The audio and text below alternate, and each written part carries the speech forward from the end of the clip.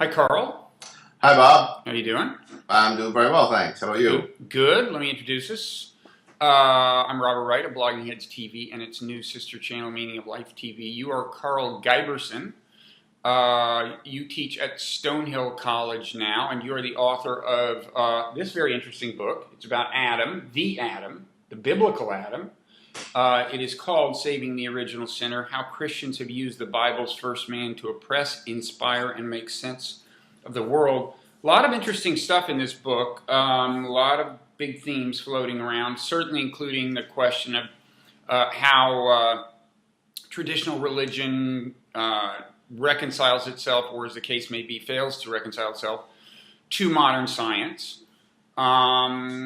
You open the book with the case, and a little, I guess, kind of a preface with a case of a professor who was fired from an evangelical college for saying, look, the genetic evidence suggests that this guy Adam could not have existed.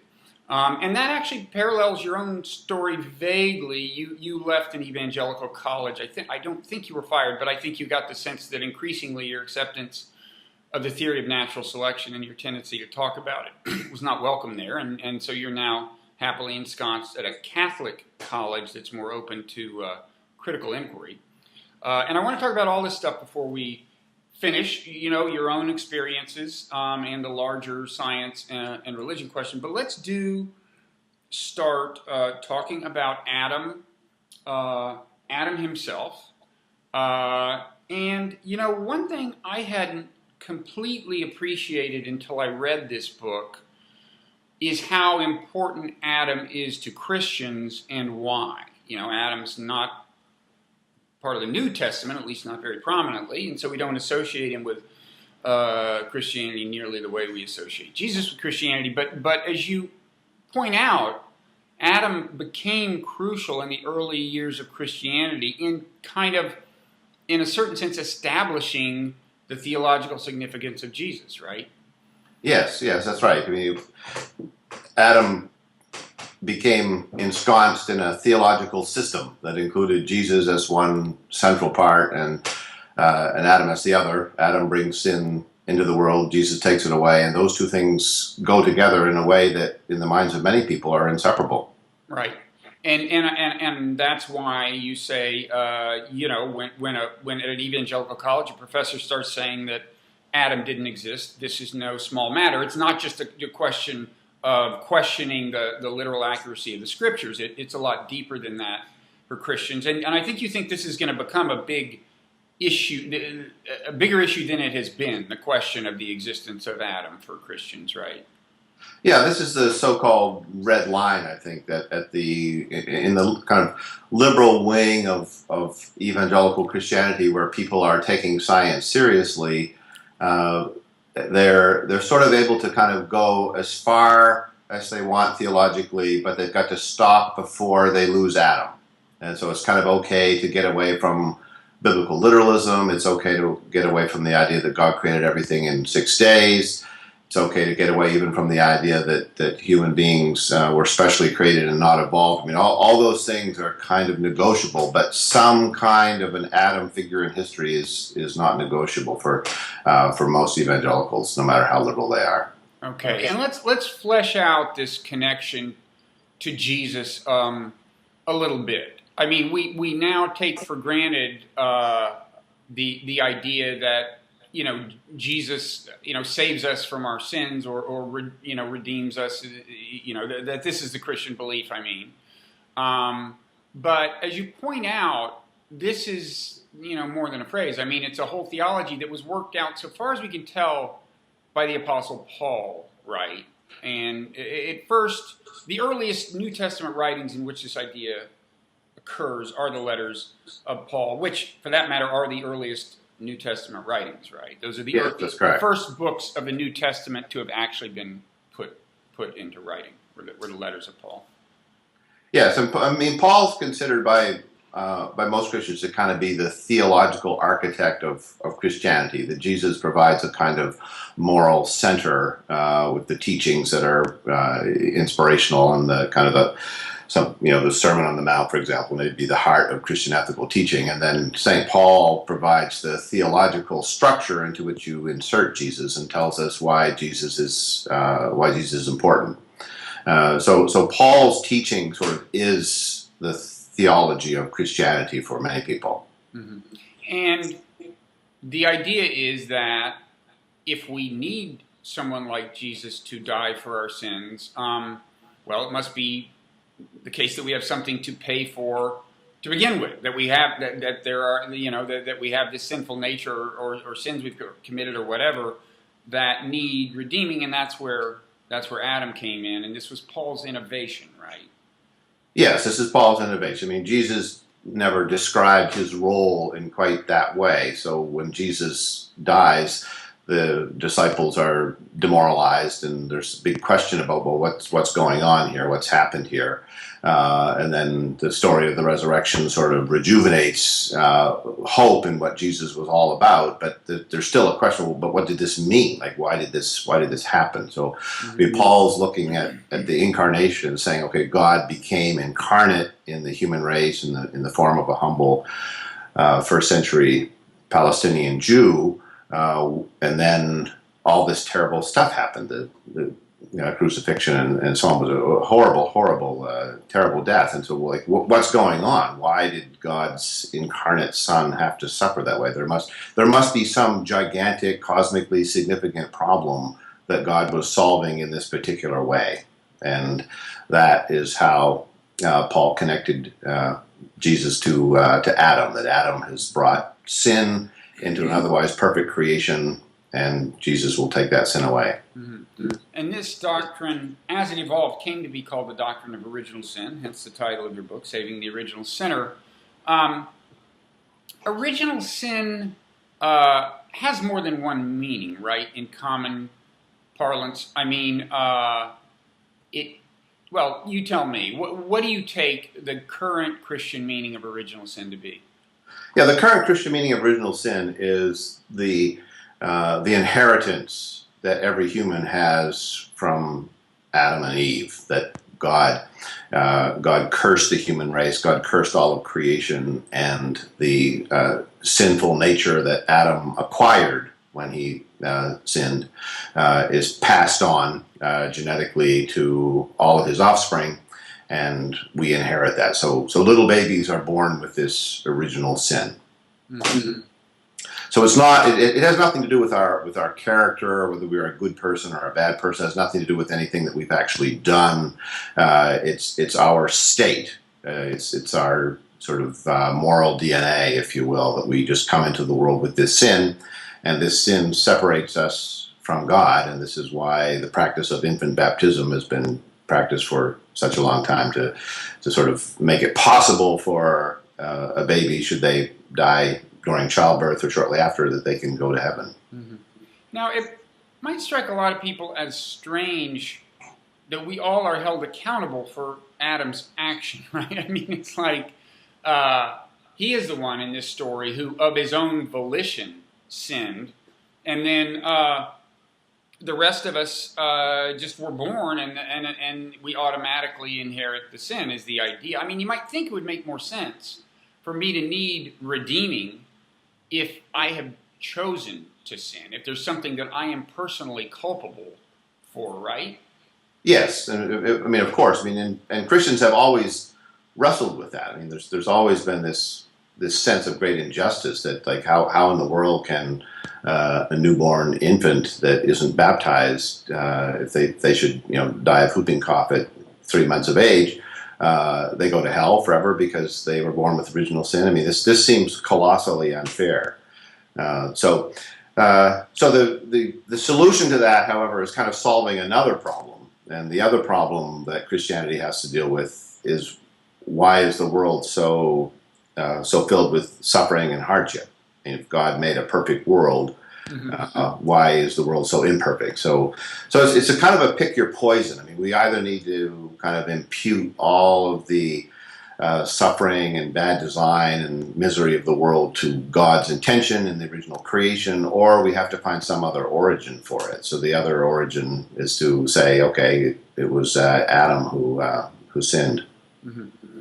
So to solve the problem of evil, to reconcile the existence of evil with the idea of an omnipotent and benevolent God, you have to say that, look, it's the humans who screwed it up. It could have been, God made it possible for everything to be wonderful, and then our species messed things up. And Paul does that by blaming Adam. We might think it would make more sense to say we are all screwing it up, on a daily basis of our own free will. But whatever, that you kind of had to. The problem of evil dictated that you blame this on humans, and then Paul went further than that in creating. I think, as you put it, he made Jesus and Paul bookends in a story of salvation or something like that, right? Yes, so that sin comes into the world sort of through the door called Adam, and sin leaves the world through the door called Christ, and those sort of side by side doors are at the heart of the Christian understanding of the world. Okay, and this is why the story has such high stakes from a Christian point of view, the story of Adam. And I gather that the among the reasons that the existence of Adam is getting talked about more, including in Christian circles, is because of DNA evidence. I mean, you might think that, look, a long time ago, people would have said, this Adam story is kind of dubious in light of the theory of natural selection itself. But I gather that some of this DNA evidence puts a finer point on the argument that the story of Adam is mythical. Yeah, it was always possible when the first evidences began to suggest that the biblical Adam may not have been historical. It was always possible to find some scenario where you could kind of preserve the sort of the central part of the story, because the only thing that Adam really needs to do is to bring sin into the world. Like, he doesn't need to live in the Garden of Eden. He doesn't need to live 6,000 years ago. He doesn't need to be the parents of Cain and Abel or the husband of Eve. I mean, he doesn't have to do any of that stuff. I mean, the only theological thing that Adam needs to do is provide a source for sin. So a lot of people look at the story in Genesis and said, okay, well, it didn't happen exactly this way. Adam lived in Africa. Adam lived hundreds of thousands or 1 million years ago, or Adam was not the first man. He was a man that God selected from the first human tribe, or something like that. But you create some scenario where you keep this theological functionary in history, but you kind of are flexible with everything else in the story. So as long as you could do that, it was kind of okay. But the DNA evidence just makes it so hard now to kind of look back and say, okay, there's just no way to get the entire human gene pool today from one man and one woman that lived a few thousand years ago. Like, it just can't possibly be. And in fact, it's not possible to get the current gene pool from just two humans. There appears to be a solid genetic argument for there being at least 1,000 humans in the original tribe. So the sort of mathematical impossibility of getting all of the genes that we have today from two individuals makes it so people are saying, look, we can't keep reinventing atoms to accommodate new science. We've just got to let him go. Although I was thinking that not so long ago, scientists were, I think, in tracing mitochondrial DNA maybe, were arguing that they had figured out roughly where and when the original, in fact, it was called the Eve hypothesis, the original, the mother of all humankind. They were kind of using that phrase, I thought, at least on the female side of the lineage. Yeah, so the mitochondrial DNA all came from that particular woman, but there's a lot more genes in the genome than just the ones that came from mitochondrial Eve. Right. Okay. Okay. And there's a lot more genes than just came from the Y chromosome atom. I mean, you can kind of show mathematically, if you take all of the parents and start tracing common ancestry back. Like, eventually you have to get back to one parent. I mean, you and I would go back, 20 generations or something like that, and then we'd have the same great grandfather, and then you and Michael Jordan would have to go further back, and so on. But eventually you would do that, and so there's no problem with kind of going back and saying, okay, here's the person that represents a common father of everybody. But there's a whole lot more genes around then that quickly intermingle into the gene pool. Mm-hmm. I mean, you don't only have the genes from your grandfather. I mean, you've got all kinds of other genes as well. Okay, and you do see signs that this is becoming more of a point of friction within the evangelical community. I mean, the story that you start with is a guy who was fired by, I guess, Calvin College for arguing from the genetic evidence that maybe Adam didn't exist. But there are a number of such cases, or at least signs of tension. I don't mean firings. Yeah, no, there are a lot of cases, and it's very interesting when you look at the sort of common response to this conversation. You can go back to Wheaton College in Illinois, the kind of flagship, if you will, of the evangelical colleges, and I mean this erupted there in the 1990s, and so they decided, well, we have to clarify what we think. So instead of just leaving it sort of loose and open, letting the biology faculty and the Old Testament scholars kind of come up with whatever scenario they want, they clarified. And the clarification that they produced was that evolution is acceptable as a belief, but it has to stop at humans. And human beings have to be specially created. There has to be an original Adam and original Eve. That has to be sort of separated. And there was a conversation started just a few years ago, maybe 3 years ago now, at Bryan College in Dayton, Tennessee, named after the famous Scopes prosecutor. And that conversation ended up exactly the same way, that they clarified what was a kind of vague commitment to the creation of human beings and said, no, it has to be an original, unevolved Adam and Eve. And a lot of faculty ended up having to leave there.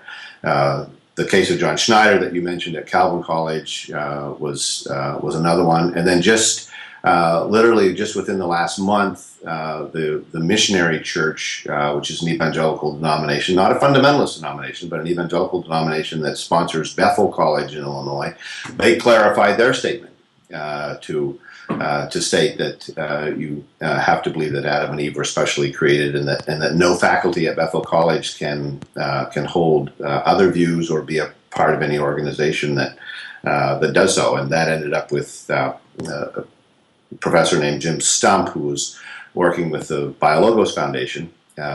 He ended up retiring from Bethel as a part of that because he could no longer sort of sign on to that view. So the response is almost the same every time. It's like the conversation arises, it calls for clarification, and the clarification always ends up being, we have to get rid of people that deny the historical Adam. So are evangelicals losing kind of an appreciable amount of brain power? I mean, are a lot of intellectuals being drummed out of the core, or? Yeah, I mean, there's a lot of intellectuals who are leaving because the way the conversation is going now, this clarification is moving this theological center of gravity to the right. So most evangelical communities are getting more conservative. They're getting a little bit closer to fundamentalism, and they are making it very, very difficult for intellectuals to kind of stay a part of those communities. Mm-hmm.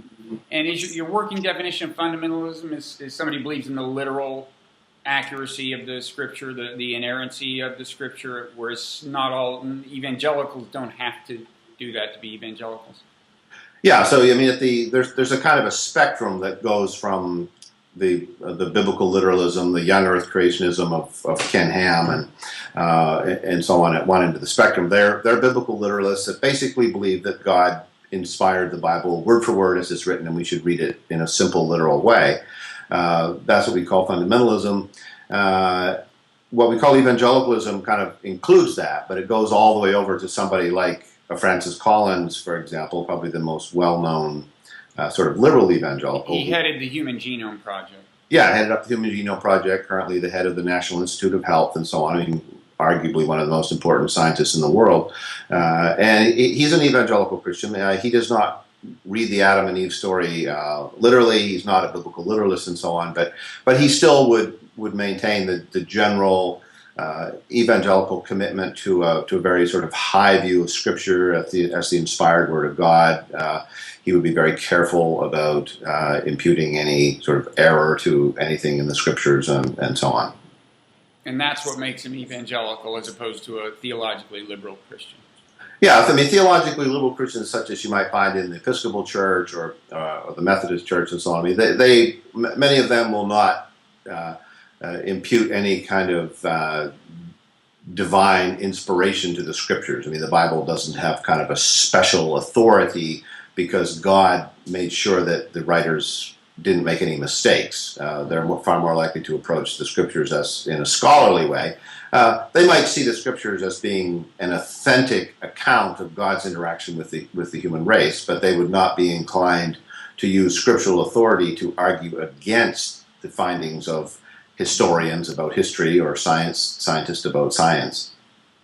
Okay, and then what about your own case? I mean, how did you begin to run afoul of some powers that were at least at your own institution, which I think was Eastern Nazarene College?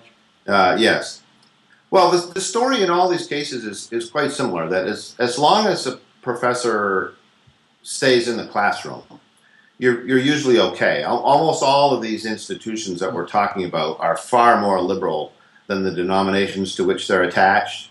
In fact, you can usually think of the liberal arts college attached to any denomination as kind of defining the very, very liberal wing of that tradition.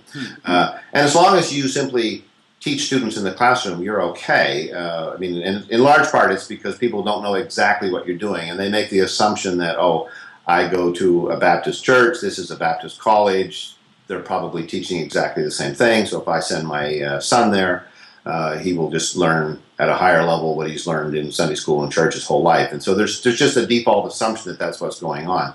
And that actually works very well politically. But when you start to publish, and so you become widely known, and so lots of people are now reading you, then you run into problems. And in all the cases that we've talked about, the person who lost their job or decided to leave, feeling pressure to kind of abandon the tradition, in all those cases, it wasn't kind of because of what they're doing in the classroom, it was because what they were writing. You can always point to a book. This book created the problem. And in your case, you wrote a book called Saving Darwin about evolution in Christianity and prospects for reconciling them. Is that what got you into trouble, or what? Yeah, I mean, so Saving Darwin got me into trouble, and then Saving Darwin was a popular enough book that I was getting invitations to write in lots of other places, and so my work began to appear on the Huffington Post and the Daily Beast and Salon.com, and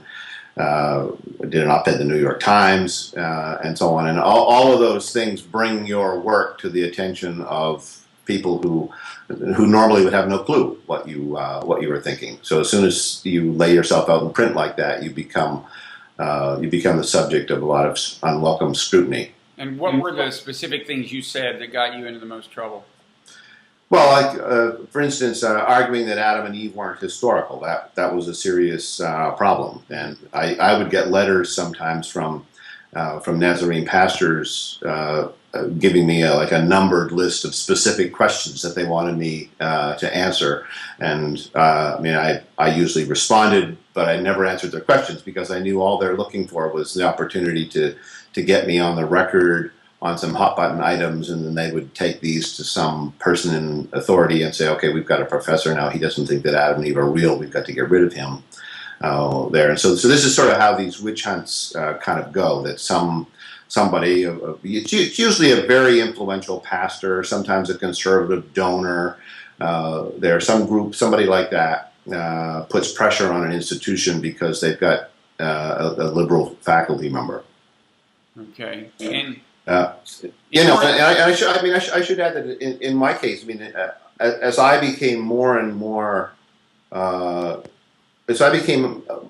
attuned to this conversation, I began to realize that science simply needs to be defended with greater vigor within evangelicalism, that we can't just go on like thinking that the age of the earth is an open scientific question, and that some people think it's thousands of years and others think it's billions, and there's a controversy in the scientific community. I mean, we can't keep thinking that way. I mean, we've got to get past that. But in most of evangelical Christianity, the age of the earth is an open question. I mean, that's astonishing that it's an open question.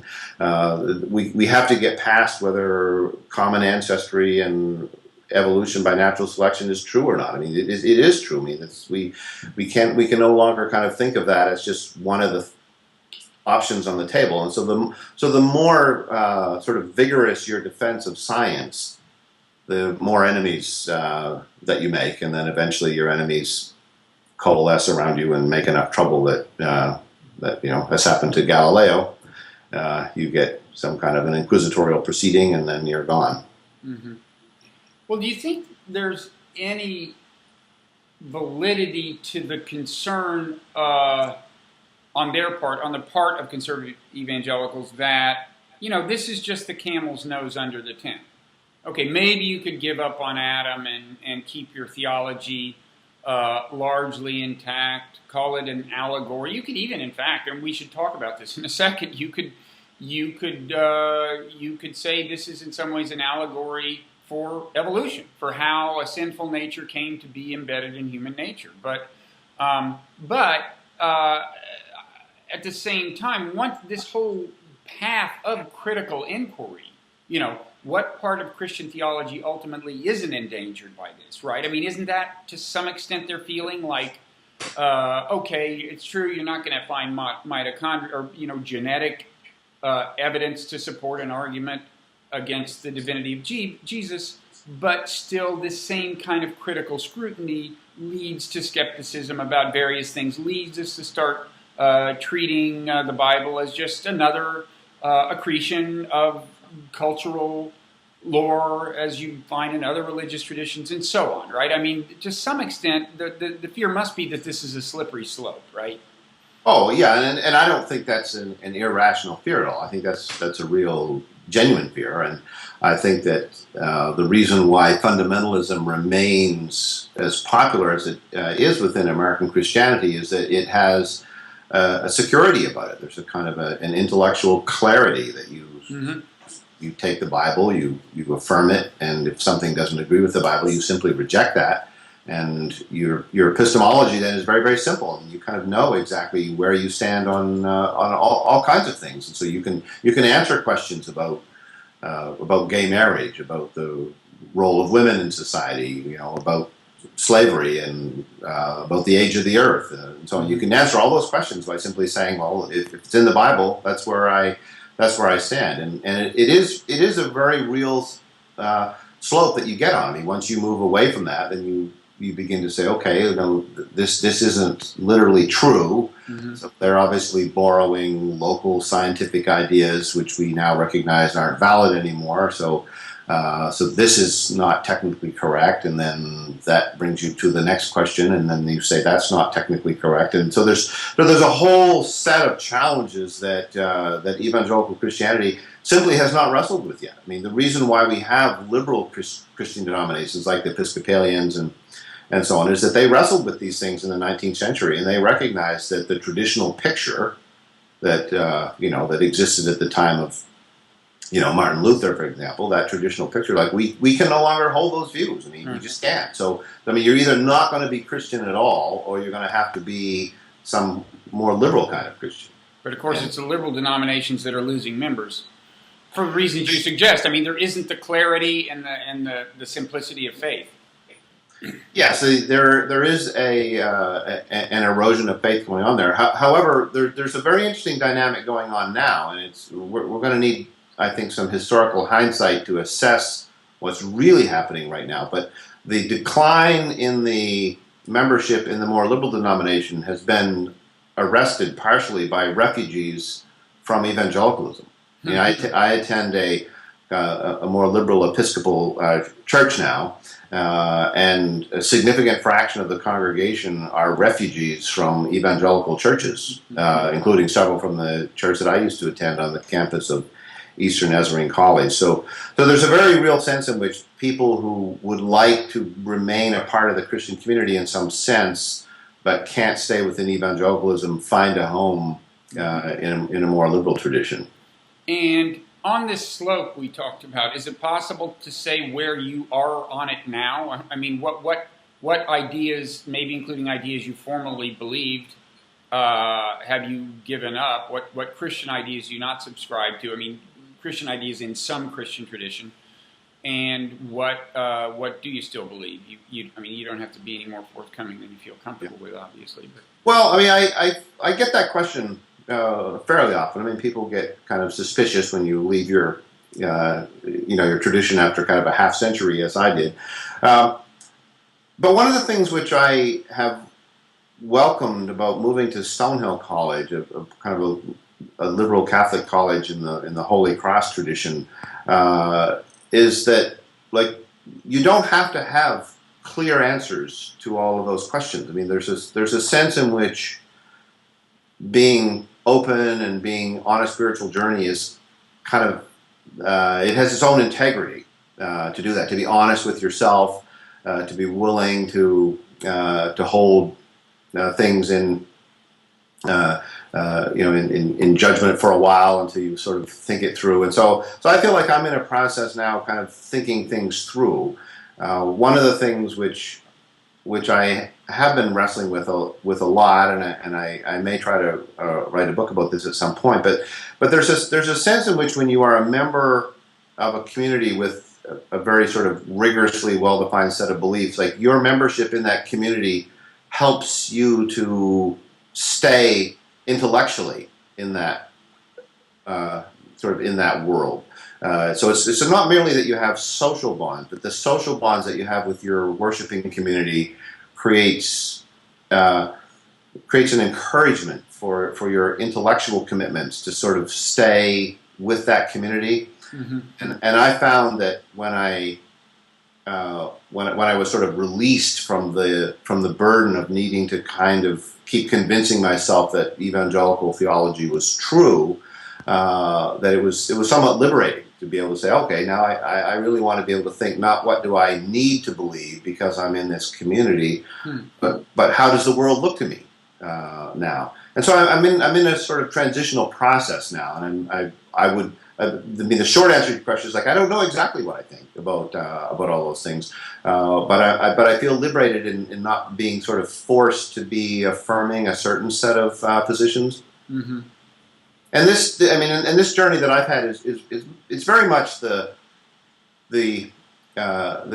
commentary that a lot of young people are making. I mean, there's this dramatic exodus of young people out of evangelical Christianity going on today, and there's much hand-wringing and books about it and conferences and all that. There's the growth of this sort of quasi-religious group that they're calling the Nones, the Nones, mm-hmm. And these nuns have some popular figures that are kind of their gurus and Pied Pipers, people like Rob Bell and Rachel Held Evans and so on, and the message is kind of the same, that like these young people are saying, we don't want to be a part of a tradition that doesn't let us think, right? We want to be able to think secular thoughts if we want. We want to be able to say, really, Jesus rose from the dead? Did that really happen? Virgin birth? Did we really need that? All these miracles, did they really all happen?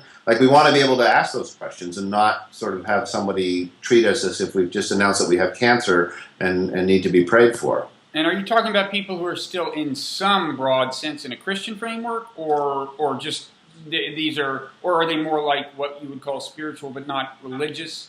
That's the sort of the challenge of figuring out what this demographic really is. Now, many of those people will say that describe themselves as spiritual but not religious, but quite often what they mean is that I don't sort of sign onto the dotted line with all of the beliefs that I was raised in, but I still consider myself a Christian, and I'm just kind of thinking all of this stuff through. I mean, I would say a lot of my students at Stonehill College are in that mode. I mean, most of them are raised in sort of middle-class Catholic homes, and they went to catechism as children and so on, and now they're college age, and they're getting to sort of think things through. And there are very, very few of them that say, I reject my childhood faith, but there are a lot of them that say, like, I'm searching now and I don't know where I'll end up.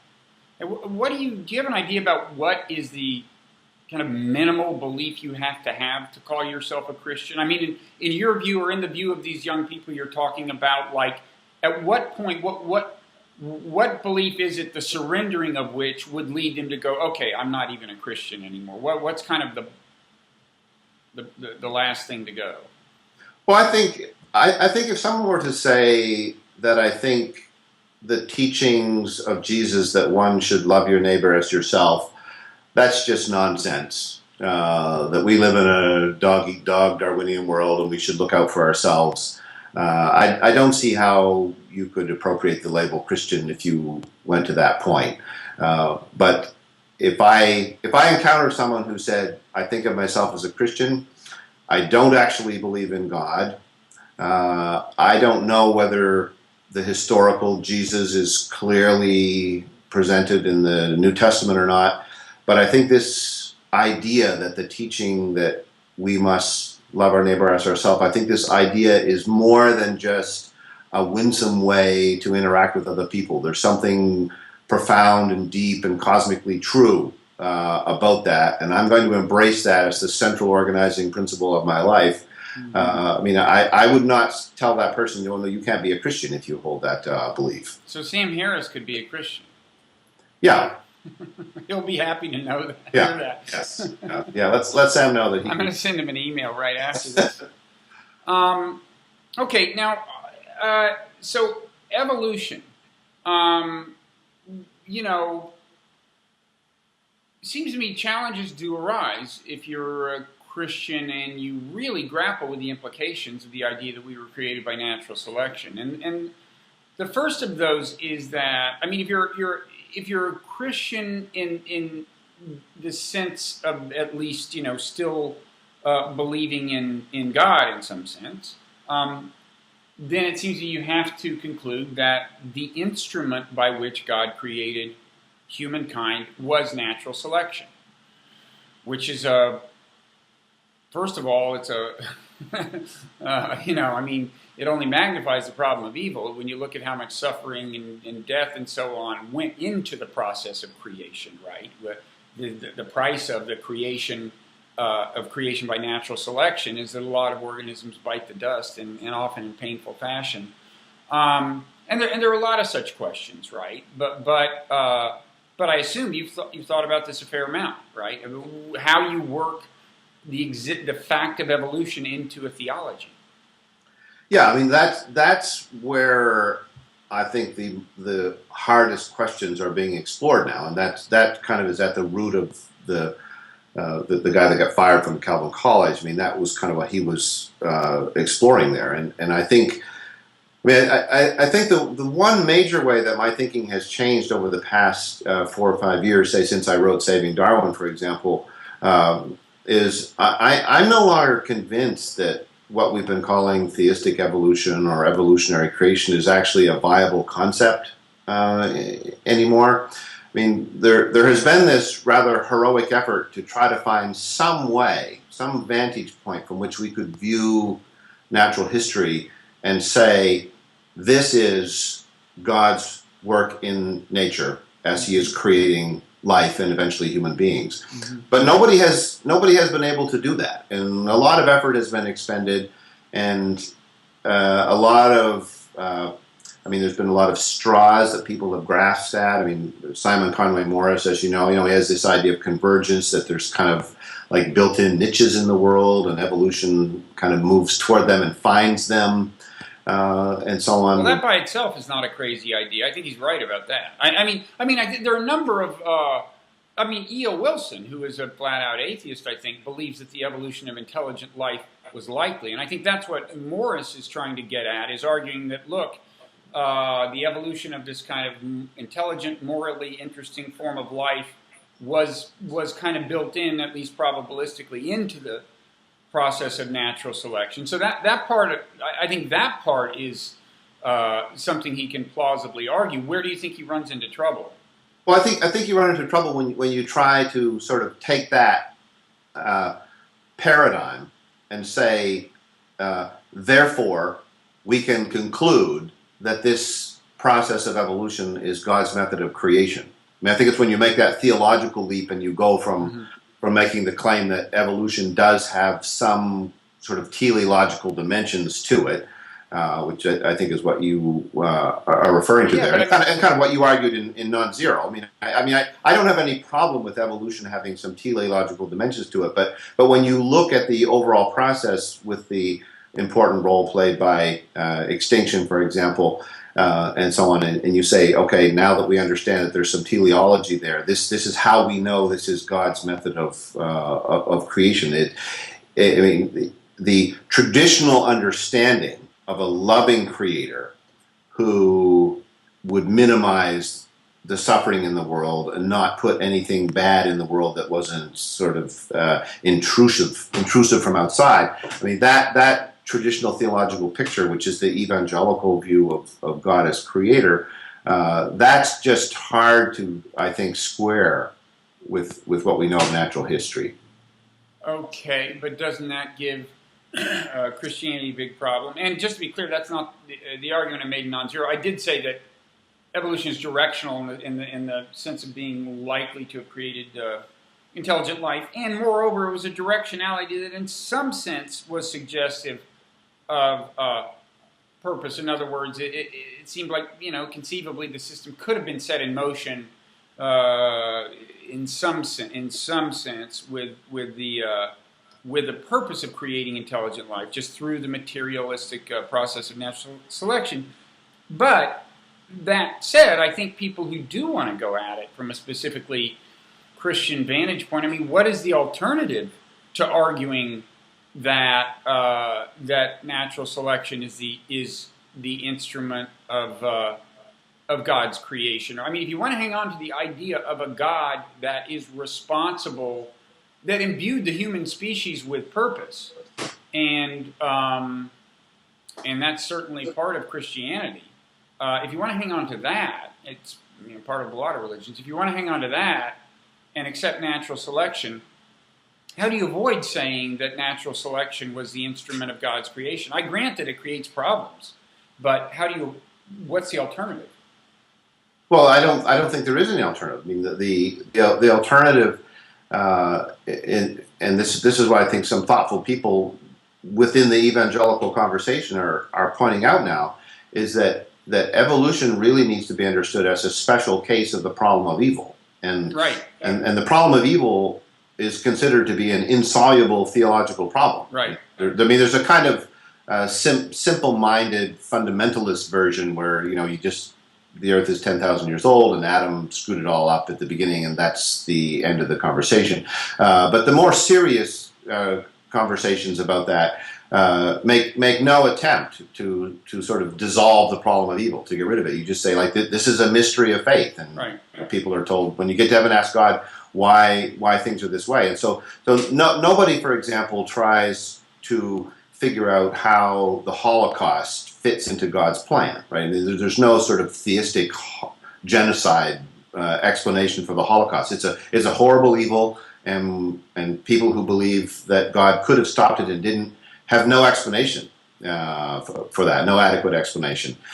So if natural selection is just the same sort of thing, then we're going to have to say, yes, somehow God chose to bring life and humans into existence in this particular way.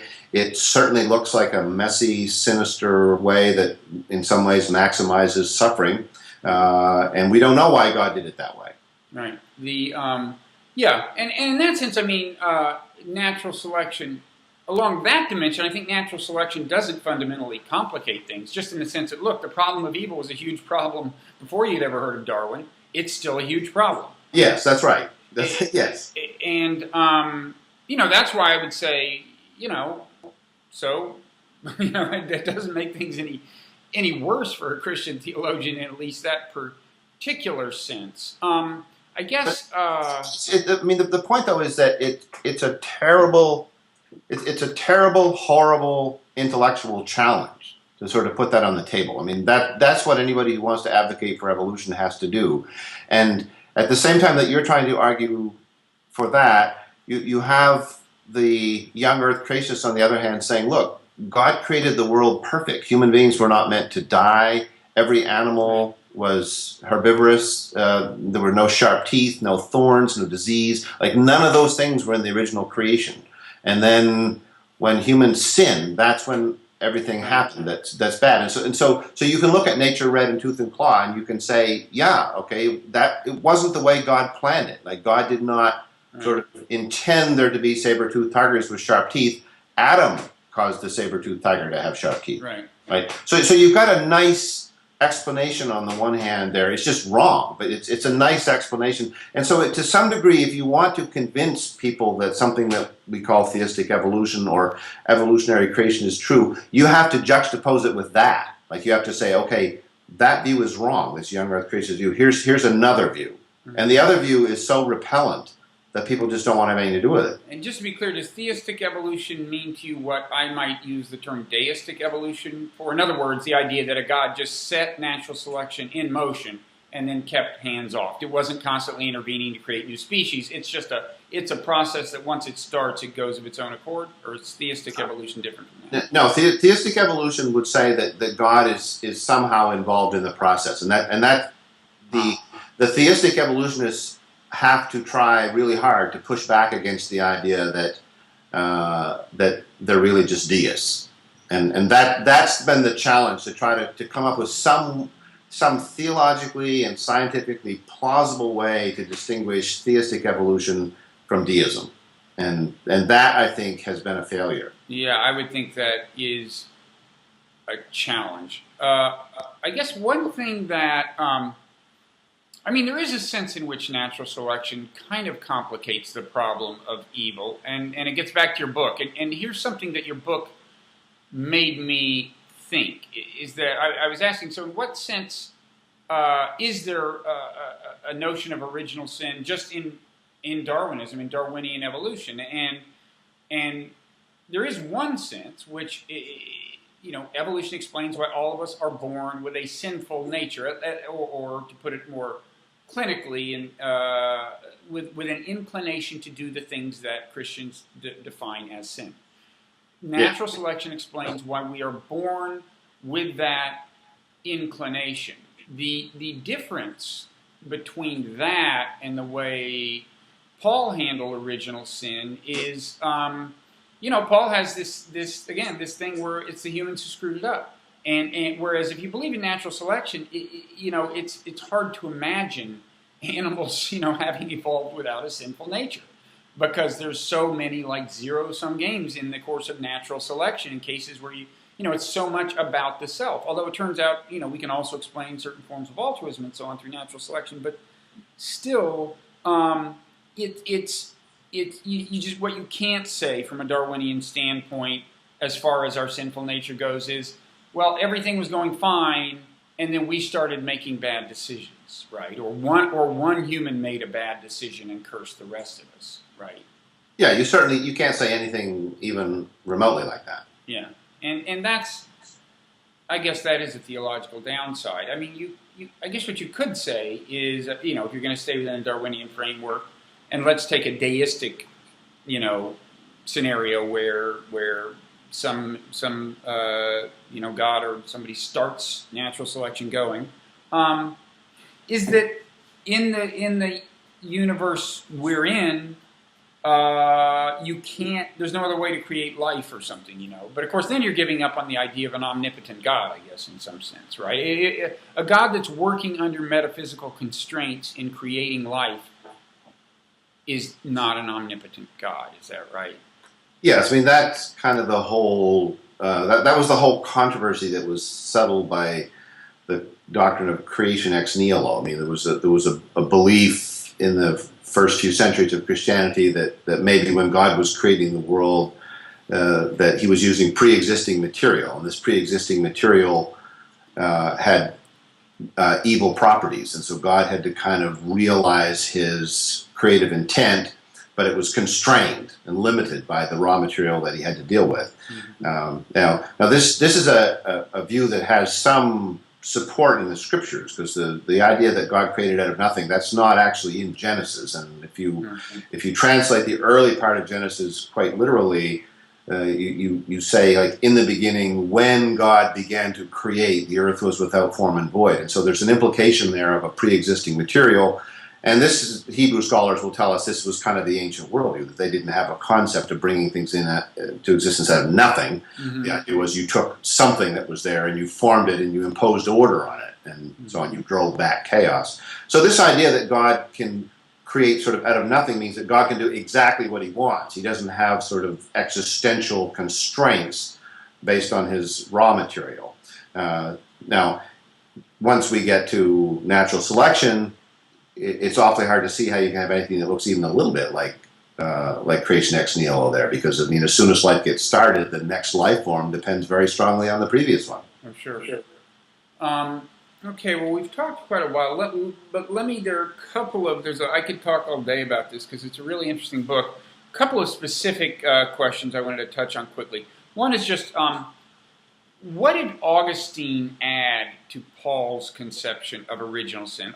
St. Augustine is probably the thinker most famously associated with the doctrine of original sin. What's the difference between the way he looked at it a few centuries after Paul and the way Paul had looked at it?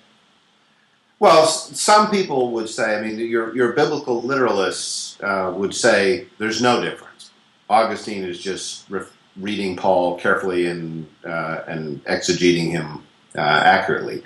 But I think what is a more fair assessment would be to say that Paul was ambiguous, and Augustine put an interpretation on Paul that read our modern doctrine of original sin back into Paul's writing. Augustine doesn't invent original sin out of nothing. Yeah. He certainly refers to Paul, and he's not challenging Paul at any point. He's simply saying, look, this is what Paul meant when he said sin entered the world through Adam. He didn't mean that just, okay, this was the first time someone committed a sin, like the first home run in a new ballpark or something like that. He meant that the world has fundamentally changed now. A world without sin now has sin present in it, not just as a historical incident that occurred, but actually sin is now kind of ontologically and present in a very real way. So Augustine sort of clarifies the ambiguities in Paul for the Western Church. And the Eastern Church doesn't follow after Augustine, but our conversation in the United States is based in the Western Christian tradition. Yeah, and it is interesting that a lot of that survives the theory of evolution. In other words, yes, we are born with an inclination to do these things that are considered sins, and we do inherit it. It does go back to the beginning of the human lineage. The key difference is it wasn't just that one of our ancestors slipped up. It was really built into the process of creation, according to Darwinism.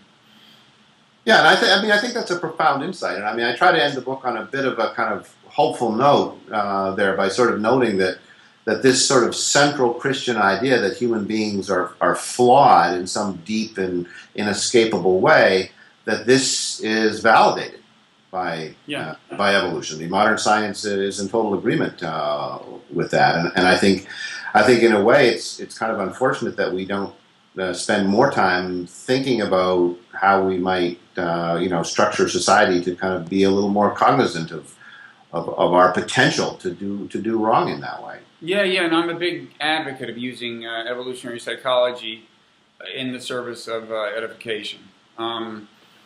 So far, I haven't convinced many people of the importance of this. Final question.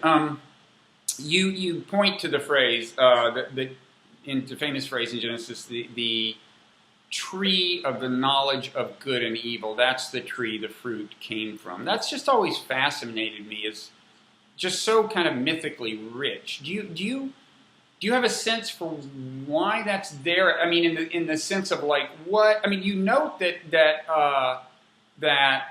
the Israelites, I think you believe that this idea, or at least the Israelite version of this story, stories like this are found elsewhere in the Middle East, but their version of the story I think you believe emerges during the Babylonian exile and is allegorically an explanation of how they had been expelled from their Eden. But you also you underscore that phrase, the knowledge of good and evil, and I'm wondering if you.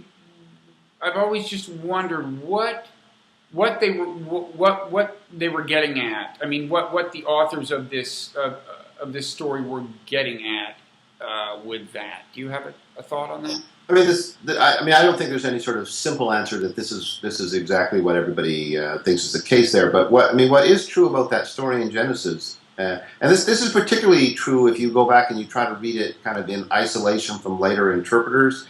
I mean, that's a very ambiguous story on so many levels. I mean, like we've decided that, Christians decided that the serpent was Satan, but there's no real license to do that in the text. And in some ways, the serpent is the one who's telling the truth. I mean, the serpent says, look, God says you're going to die if you eat that fruit. You're not going to die, right? But what happens when they eat the fruit? Like, they don't die, right? So you have to kind of reinterpret what die means there to sort of get God off the hook for misrepresenting the consequences of that. There's also this interesting discussion about like the differences between the gods and the humans, right? And so the serpent is saying, look, God knows all this stuff. God knows about good and evil, and you don't, right? And this is why he doesn't want you to eat this. He doesn't want you to be like him. He doesn't want you to kind of have this exalted special knowledge and so on. But why wouldn't you want that? Why wouldn't you want to be like gods?